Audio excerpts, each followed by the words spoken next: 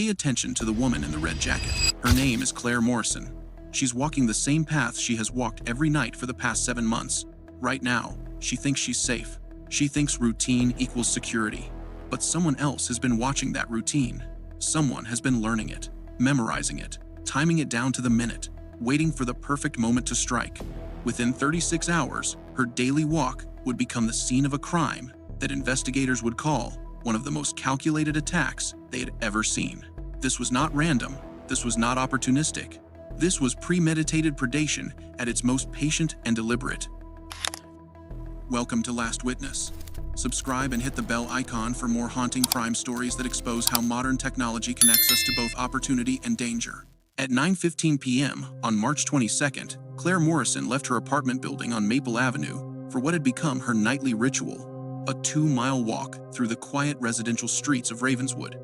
Her friends called it her decompression routine. After 10-hour shifts managing a busy pediatric clinic, the walk gave her a chance to clear her mind, listen to music, and mentally separate work from home. She wore the same red jacket. She carried the same water bottle. She listened to the same indie playlist. She was predictable by design. Same route, same time, same headphones, same everything. But predictability, investigators would later explain, is exactly what predators look for. It eliminates variables. It creates windows of opportunity. It turns a person into a pattern, and patterns can be exploited. Claire never made it home that night.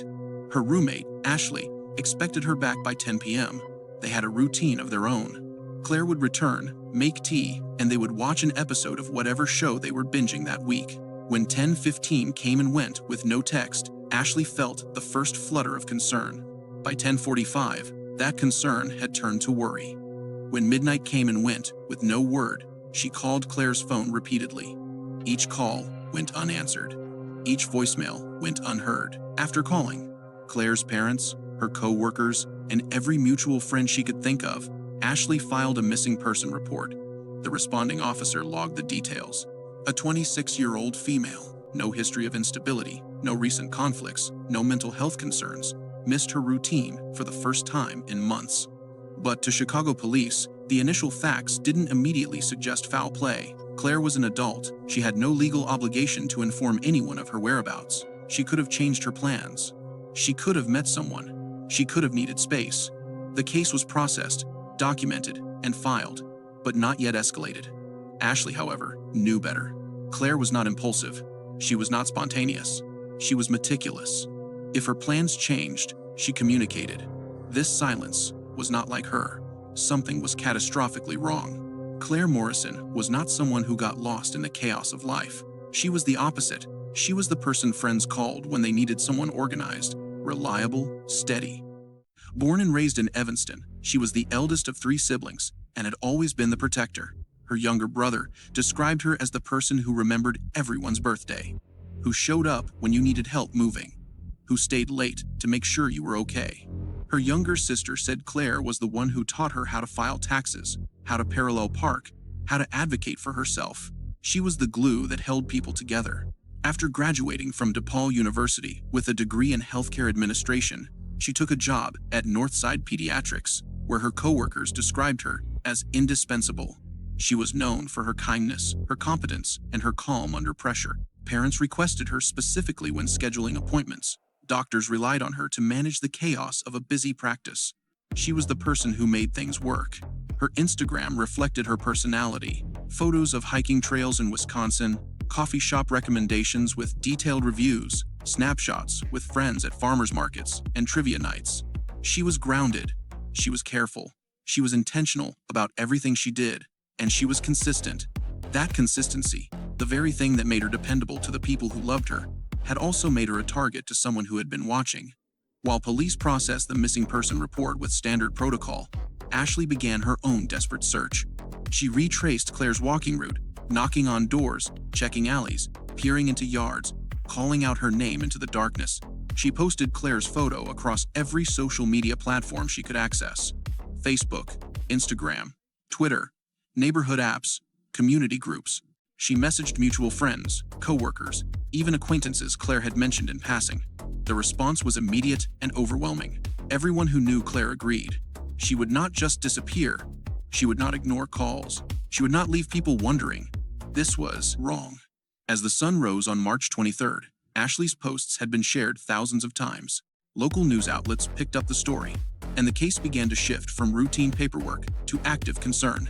Then, at 7:42 a.m., a resident on Leland Avenue called the police to report finding a phone on the sidewalk near her mailbox. The screen was cracked. The case was scuffed, but it still powered on when she pressed the button. It belonged to Claire Morrison. The location was significant. It was along her walking route, roughly halfway between her apartment and the turn she normally took toward home. The phone had not been there the previous afternoon. The resident was certain of that because she had checked her mail around 5 p.m. and would have noticed. The discovery transformed the investigation. This was no longer a potential runaway or a woman who changed her plans or needed space. This was an abduction.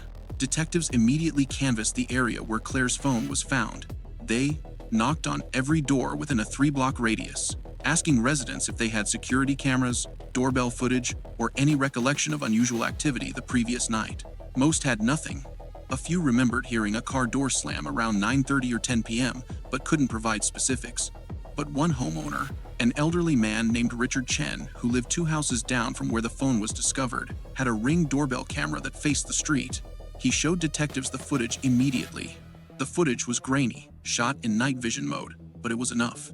At 9:42 p.m., the camera captured Claire walking past the house, headphones in, moving at her usual steady pace.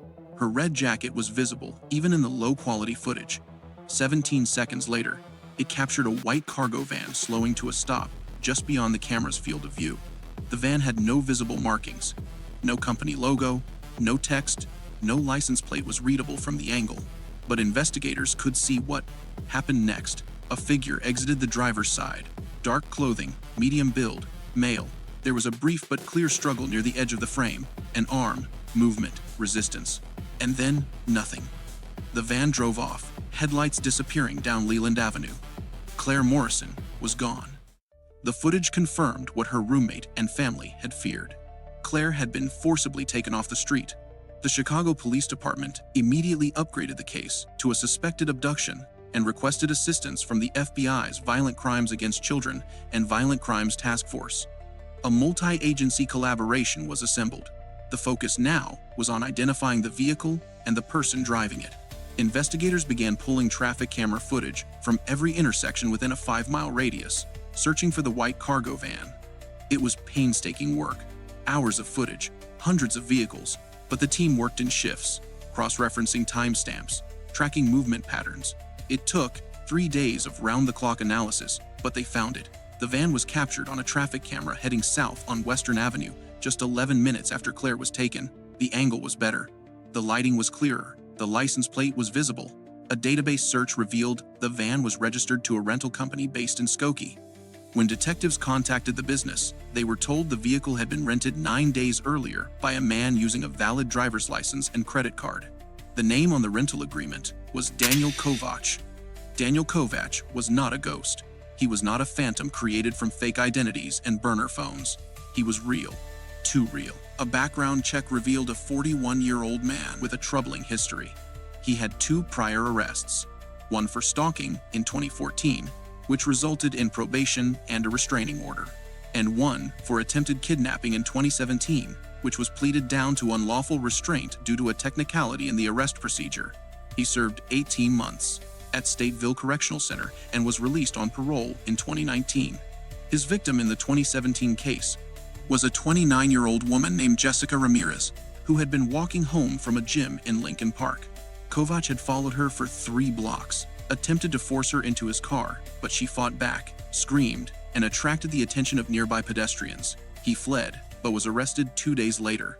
Since his release, he had been living in a small apartment in Uptown, working sporadically in delivery and warehouse jobs, none lasting more than a few months. On paper, he was a registered offender under supervision. In practice, he had slipped through the cracks of an overburdened parole system. Detectives immediately sought a warrant for his arrest and began surveillance on his last known address. But when they arrived at the apartment on March 25th, Kovac was not there. The landlord confirmed he had not been seen in over a week, maybe closer to 2. His rent was paid through the end of the month via automatic bank draft. so there had been no reason to check on him. Inside the unit, investigators found a sparse living space with minimal furniture, a mattress on the floor, a folding table, a single chair. But what they did find was chilling. Taped to the wall above the table was a hand-drawn map of Ravenswood. Claire Morrison's walking route was marked in red ink. Her apartment building was circled. Time notations were written in the margins in precise, small handwriting.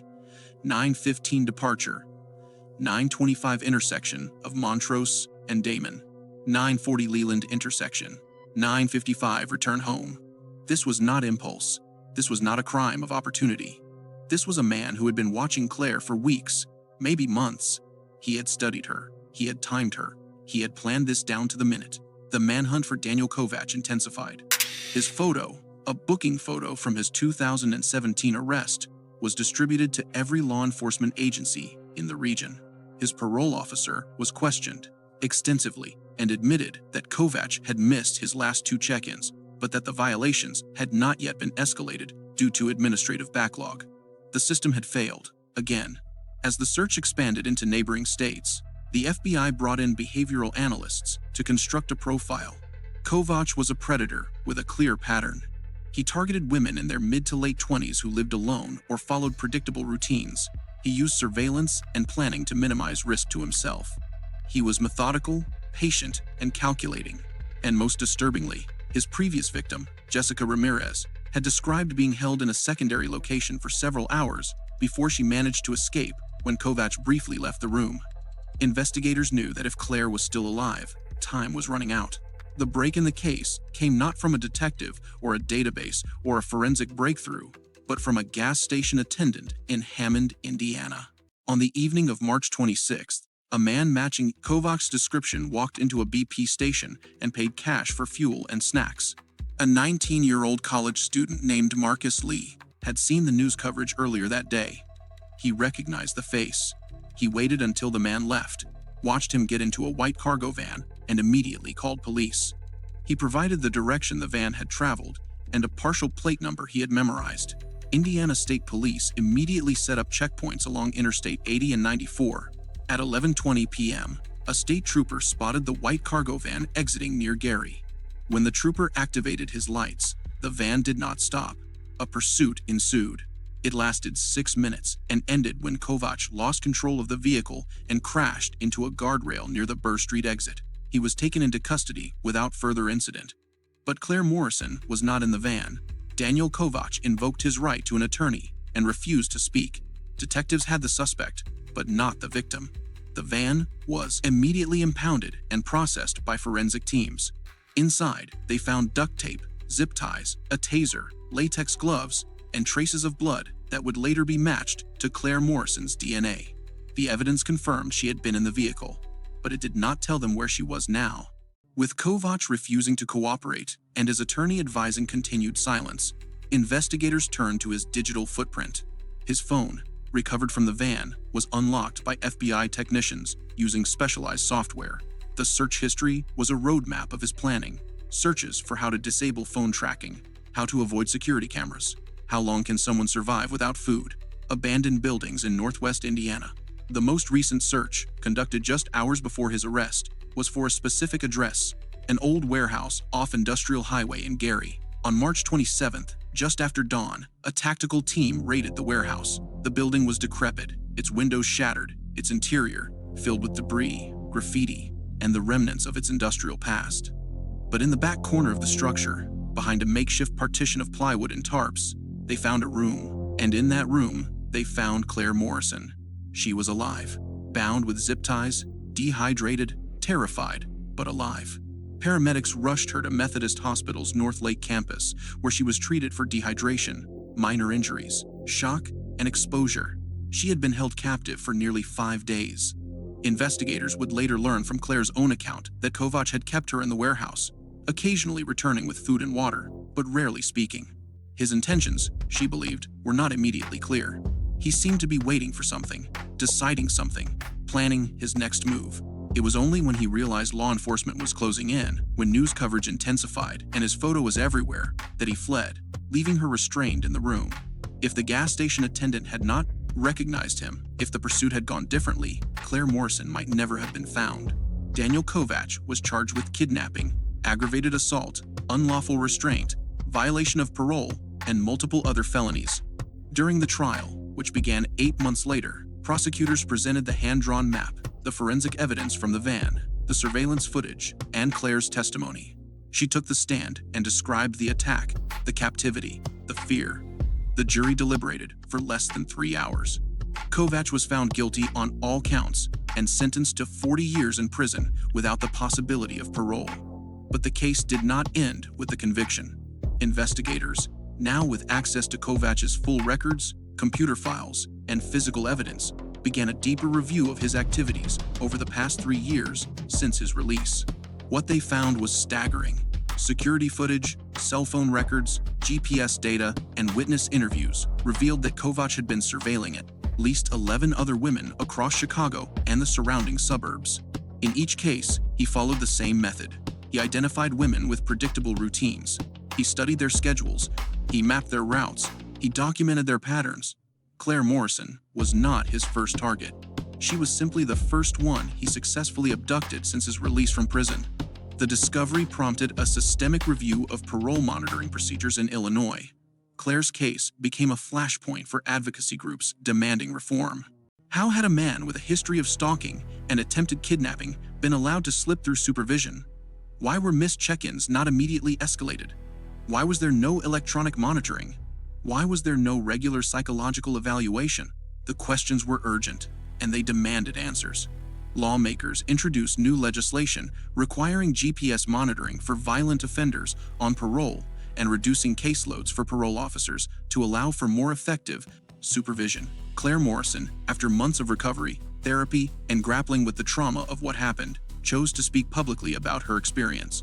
In an interview with a local news station, she said she wanted other women to know that routines, while comforting and efficient, can also be exploited by those who watch. She urged people to vary their paths, stay aware of their surroundings, avoid distractions like headphones in isolated areas, and trust their instincts when something feels wrong. Her survival, she said, was not just luck. It was the result of a gas station attendant who paid attention, a police officer who acted quickly, and a system that, despite its flaws, ultimately came together when it mattered most. But she also acknowledged the women who were not as fortunate, the ones who were surveilled but never knew it, the ones who could have been next. The case of Claire Morrison remains a stark reminder that predators do not always announce themselves with obvious danger. Sometimes they hide in plain sight. They watch, they wait, they study, and they count on the predictability of their victims. Claire's story is one of survival, resilience, and the power of community vigilance, but it is also a cautionary tale. Routine is not safety. Predictability is not protection. Awareness is.